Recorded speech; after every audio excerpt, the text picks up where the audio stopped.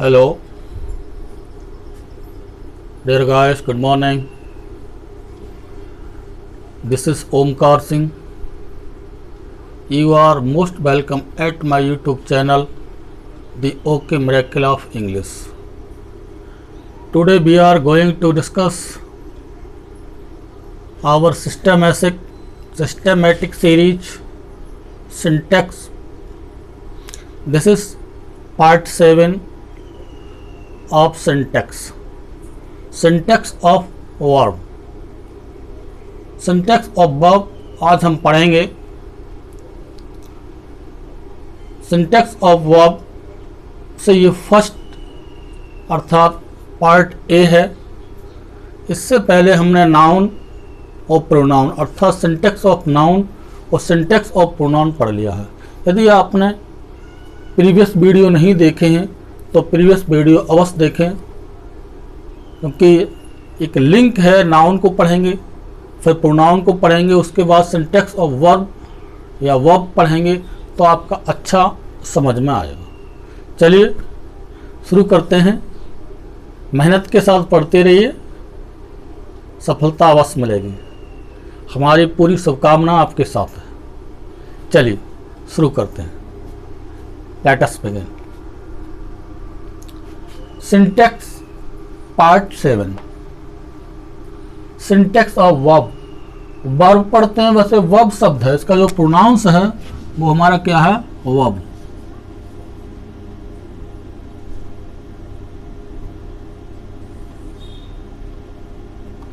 Verb pronoun इसका verb है, pronunciation है, लेकिन हम वर्ब कह देते हैं क्योंकि हमारी मदर टंग तो है नहीं, तो इसलिए वैसे वर्ब पढ़ना चाहिए. Syntax of verb A, part A है इसका. इसके 3 से 4 या 5 पार्ट आ सकते हैं सिंटैक्स ऑफ वर्ब के. तो फर्स्ट पार्ट अर्थात पार्ट ए हम शुरू कर रहे हैं. लिखा है करेक्ट द फॉलोइंग सेंटेंसेस. नीचे दिए हुए सेंटेंसेस को करेक्ट करिए. करेक्ट इनकरेक्ट रूप में पूछा जाता है. फाइंड द एरर भी आते हैं. कंपटीशंस जो हमारे एग्जाम्स हैं, परीक्षाएं हैं, प्रतियोगी परीक्षाओं में find the error, correct the sentence, इस तरह से पूछा जाता है. और क्लास 12th में तो करेक्ट द सेंटेंसेस लिखा होता है. 4 सेंटेंस दिए होंगे, 2 सेंटेंस आपको करेक्ट करने होते हैं. 2 मार्क्स आपको अचीव होंगे. तो यहाँ पे 5 से 6 सेंटेंस हमने दिए हुए हैं. 1 बाय 1 हम इसको करेक्ट भी करेंगे. साथ साथ इसके अलावा ये 6 सेंटेंस, 6 का मतलब 10 से 15 सेंटेंस की वैल्यू हम समझेंगे. हम रूल्स भी डिस्कस करते चले जाएंगे. फर्स्ट सेंटेंस दिया है the manager and clerk are working there. अब देखिए 2 नाउन, यदि 2 नाउन एंड से जुड़े हों और फर्स्ट नाउन से पहले, ध्यान दीजिए, यदि 2 नाउन एंड से जुड़े हों और फर्स्ट नाउन से पहले आर्टिकल द का यूज किया गया हो तो हम उसके साथ सिंगुलर वर्ब का प्रयोग करेंगे, क्योंकि ऐसी स्थिति में वह दोनों नाउन एक ही व्यक्ति के लिए इंडिकेट करते हैं या एक ही व्यक्ति की ओर इशारा करते हैं. तो एक मैनेजर है हमारा फर्स्ट नाउन, दूसरा नाउन हमारा क्लर्क है. 2 नाउन्स हमारे पास हैं, एंड से कनेक्ट है, जबकि फर्स्ट नाउन से पहले आर्टिकल द दिया है. तो ऐसी स्थिति में जो हमारे वर्ब का यूज होगा वो कैसा होगा? सिंगुलर. तो यहाँ क्या लगा देंगे हम? इज लगा देंगे. सेंटेंस हमारा करेक्ट हो गया. The manager and clerk is working there. अर्थात एक ही व्यक्ति है जो मैनेजिंग का काम भी करता है और क्लर्क भी है. एक ही व्यक्ति के लिए संकेत दिया गया है. ऐसी स्थिति में अगर 2 नाउन्स, पुनः रिवाइज कर रहा हूँ मैं रूल्स के लिए, अगर 2 नाउन्स एंड से जुड़े हों और फर्स्ट नाउन से पहले आर्टिकल दिया जाए तो हम उसके साथ सिंगुलर वर्ब का प्रयोग करेंगे, क्योंकि वह दोनों नाउन्स एक ही व्यक्ति की ओर इशारा करते हैं। लेकिन ध्यान रखें फर्स्ट नाउन से पहले आर्टिकल द होना चाहिए। Date finish. नेक्स्ट सेंटेंस लेते हैं। दूसरा सेंटेंस भी लगभग इसी से मिलता हुआ है। इसमें करेक्ट करना आपको लिखा है the teacher and the poet was going to Rampur. अब इसका रूल्स है जब टू नाउन्स एंड से जुड़े हों और प्रत्येक नाउन से पहले अर्थात दोनों नाउन से पहले आर्टिकल द का यूज किया जाए तो ऐसी स्थिति में वे दो अलग अलग व्यक्तियों की ओर इशारा करते हैं, तो हमें उनके साथ, जब अलग अलग व्यक्ति है तो प्लूरल हो गए, तो प्लूरल वर्ब का प्रयोग करना है। दो नाउन्स एंड से जुड़े हों और उन नाउन्स से पहले आर्टिकल द का यूज किया गया हो तो वे नाउन्स प्लूरल सेंस का भाव या सेंस प्रकट करते हैं, उनके साथ प्लूरल वर्ब का प्रयोग करेंगे। अब देखिए यहाँ पर टीचर हैं और दूसरे पोइट हैं, दो नाउन है हमारे पास। पोइट से पहले द का यूज है, टीचर से पहले द का यूज है, तो ये अलग अलग हो गए, अलग अलग पोस्ट हैं। तो ऐसी स्थिति में यहाँ पे हम क्या लगा देंगे, बर लगा देंगे। सेंटेंस हमारा करेक्ट हो गया। तो उम्मीद है कि आपके समझ में आ रहा हो। रूल्स ध्यान में रखते जाइए और आगे बढ़ते जाइए। नेक्स्ट सेंटेंस देखते हैं। Bread and butter are her loving food. अब देखिए इसमें ब्रेड एंड बटर, जब दो नाउन एंड से जुड़ करके यूज हुए हों और अलग हों, समान ना हो, एक फ्रेज का वर्क कर रहा हो। फ्रेज होता है, a group of word is called phrase. एक शब्द समूह, शब्दों का समूह ग्रुप फ्रेज कहलाता है, जिसमें वर्ब नहीं होती है, सब्जेक्ट भी नहीं कह सकते। तो कहना चाहिए ऐसे फ्रेज का वर्क करे, फ्रेज के रूप प्रकट करे, तो ऐसी स्थिति में हम उसके साथ सिंगुलर वर्ब का प्रयोग करते हैं। क्या लगाएंगे, सिंगुलर वर्ब। जैसे स्लो एंड स्टडी।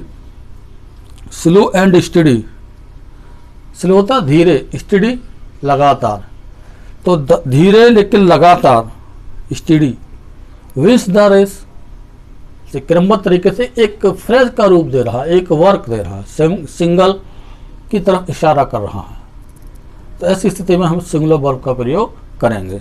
अब इसी तरह से ट्रुथ एंड अहिंसा, सत्य और अहिंसा, ये भी एक फ्रेज का रूप धारण किया हुआ है, तो इसके साथ भी हम क्या लगाएंगे, सिंगुलर वर्ब का प्रयोग करेंगे। अब आपके सामने सेंटेंस दिया है bread and butter. Bread and butter, bread आप समझते हैं, बटर अर्थात मक्खन, आर हर लविंग फूड, उसका प्रिय भोजन है। तो एक ही एक नाश्ता या भोजन के बारे में सिंगुलर फॉर्म का भाव प्रकट कर रहा है। ऐसी स्थिति में ये हमारा क्या बन गया, ये बन गया फ्रेज। क्या बन गया, ये फ्रेज बन गया। तो फ्रेज सिंगुलर सेंस दे रहा है, तो हम यहाँ पर क्या लगा देंगे, इज का यूज करेंगे, आर हटा देंगे, इज का यूज करेंगे।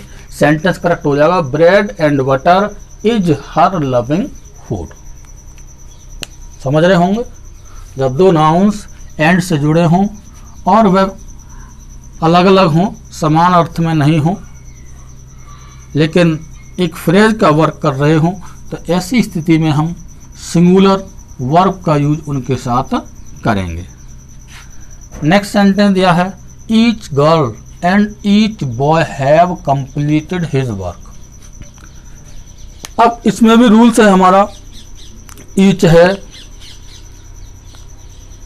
एवरी है, आइदर है, नाइदर, आइदर, ईच, एवरी और नाइदर, आइदर। अगर इन शब्दों के बाद कोई नाउन दिया जाए, अर्थात किसी नाउन से पहले ये शब्द दिए जाएं और एंड से कनेक्ट हों, तो ऐसी स्थिति में हम सिंगुलर वर्ब का यूज करते हैं। ये सिंगुलर फॉर्म देते हैं, इसके साथ सिंगुलर वर्ब, सिंगुलर प्रोनाउन का यूज होता है, ये ध्यान रखें। तो इसमें दिया है प्रत्येक लड़की और प्रत्येक लड़का, अर्थात एक व्यक्ति के बारे में कहा गया है, क्योंकि ये हमारा नाउन है सिंगुलर, ये भी नाउन है, इससे पहले ईज का प्रयोग है, इससे पहले ईज का प्रयोग है। तो ऐसी स्थिति में जो हमारा वर्ब का यूज होगा वो क्या होगा, हमेशा सिंगुलर होगा। तो यहाँ क्या लगा देंगे, हैज लगा देंगे। Each girl and each boy has completed his work. Sentence हमारा करेक्ट हो जाएगा। आइदर, नाइदर, ईच, एवरी, ये शब्द किसी सिंगुलर नाउन से पहले प्रयोग हो, और सिंगुलर नाउन से ही पहले प्रयोग होते हैं मोस्टली। तो ऐसी स्थिति में एंड से जुड़े होने के बावजूद भी हमें क्या करना है, सिंगुलर वर्ब का प्रयोग करना है।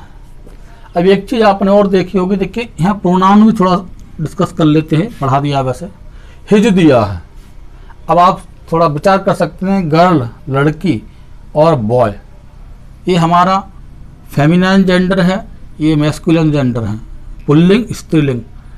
जब पुल्लिंग और स्त्रीलिंग किसी एक सेंटेंस में साथ साथ यूज हों तो ऐसी स्थिति में जो उसका प्रोनाउन यूज होगा वो पुल्लिंग वाला होता है। प्रीफरेंस हम मैस्कुलिन जेंडर को देते हैं। हर वर्क नहीं करेंगे, हिज वर्क करेंगे। जैसे गर्ल दिया, इसके अनुसार हर आना चाहिए, अब इसके अनुसार हिज आना चाहिए, दोनों का अनुसार लगा नहीं सकते हम, सिंगुलर सेंस में है। तो ऐसी स्थिति में हमेशा ध्यान रखें, जब फेमिनाइन जेंडर और मैस्कुलिन जेंडर दोनों एक साथ हों, और तो हमें अगर प्रोनाउन का यूज करना हो तो हमेशा किसका करेंगे, हम सिंगुलर फॉर्म में मैस्कुलिन जेंडर वाला प्रोनाउन यूज करेंगे, अर्थात पुरुषवाचक सर्वनाम का यूज करेंगे। तो ईच और एवरी का रूल समझ में आ गया होगा।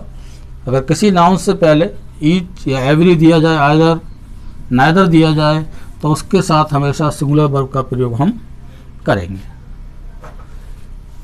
नेक्स्ट दिया है, one of these pens have been stolen. देखिए वन ऑफ के बाद नाउन हमेशा नाउन होगा, प्रोनाउन हमेशा कैसा आएगा, प्लूरल आएगा, ध्यान रखें। वन ऑफ के बाद नाउन हमेशा कैसा होगा, प्लूरल, और वर्ब हमेशा सिंगुलर। ध्यान देने की बात है, वन ऑफ के बाद नाउन या प्रोनाउन आएगा प्लूरल, और उसके साथ वर्ब जो यूज होगी वो हमेशा सिंगुलर यूज होगी। ये इसका फंडा है। तो लिखा वन ऑफ दीज पेन्स, देखिए वन ऑफ दिया है, इसके बाद ये दीज पेन्स, ये कैसा है हमारा, प्लूरल। अब इसके साथ जो वर्ब है वो क्या आएगा हमेशा, क्योंकि वन की बात, वन के अकॉर्डिंग आएगा, तो क्या आना चाहिए, हैज आएगा। ये हट जाएगा और हैज का यूज कर देंगे। वन ऑफ दीज पेन्स, इन पेन में से एक, हैज बीन स्टोलन, चुरा लिया गया, अर्थात किसी ने चोरी कर लिया। तो वन ऑफ के बाद जो हमारा नाउन या प्रोनाउन होगा हमेशा प्लूरल सेंस में होगा, और उसके साथ जो वर्ब यूज होगी वो हमेशा कैसी होगी, सिंगुलर यूज होगी। तो उम्मीद है समझ में आ रहा होगा, एक एक चीज़ समझ में आएगी।